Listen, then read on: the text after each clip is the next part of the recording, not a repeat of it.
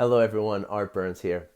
Every time I start a client meeting, I start it with one simple question. I ask the person, what is your weather? And the reason I ask this, and it's something I borrowed from Thich Nhat Hanh, he's been doing it for decades. But the reason I ask this is because, when we just say to somebody, hey, how are you today? We're always going to get a very sort of, generic, not thoughtful answer. Everybody's just going to say fine and just kind of move on, right? But by asking someone to describe how they feel and to put it in terms of a weather pattern, what that makes them do is it makes them look inside of themselves and really think for a moment, like, yeah, what is happening inside me right now? And the reason why we do this is because we're trying to get to paying attention to what's happening right now as it's happening.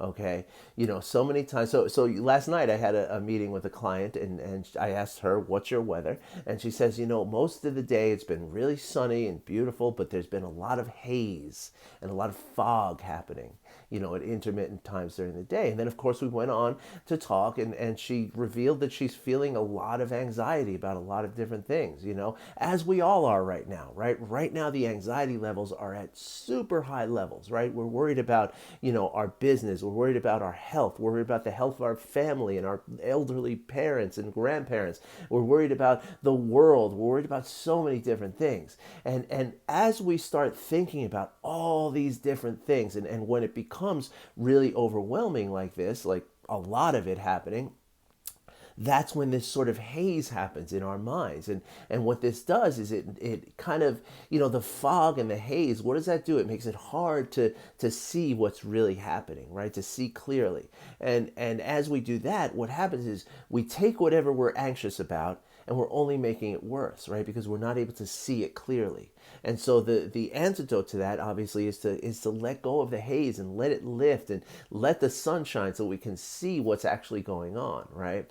And the thing is that and there are times where people answer that question and they say, hey, it's been bright and sunny all day, because the rhythm of life, right, is going to lend itself to sometimes everything's just going to feel good and everything's going to be like sort of mellow, for days at a time, even maybe it's even weeks at a time. You're going to feel like you're present and you're not really, scatter-minded about all these different things in the world. But the thing is that we can't control how the circumstances in the world affect us, right? Like we don't have control over a coronavirus or the economy or the health of our relatives. We can't control those things. And so like John Kabat-Zinn says, you can't stop the waves, but you can learn to surf. And that's the whole point of the practices that I talk about, right? When we kind of train ourselves to constantly pay attention to what's happening right now, not what's going to happen in a month, not what's going to happen in a week, not what happened yesterday or the day before, the day before that, but really paying attention to what's happening as it's happening, then we can sort of allow that fog to lift, and then we can see through it and see clearly what is actually happening. And in that place, we can then make decisions that are going to relieve the anxiety and the stress that we're feeling rather than exacerbate it, right? And so these practices are very, very simple, but it really does become a skill, and to develop any skill, one must practice. And so that's the idea of practicing every day, to pay attention to what's happening as it's happening, moment to moment awareness without judgment. So if you'd like to learn about how this works and some of the practices that you can do, like starting right now, it's not very complicated.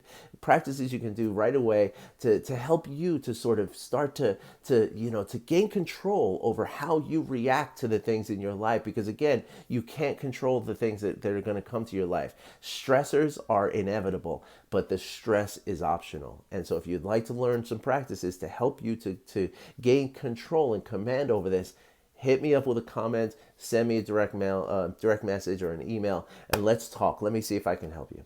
Have a great day, everybody. I wish you well. I'll be back again tomorrow.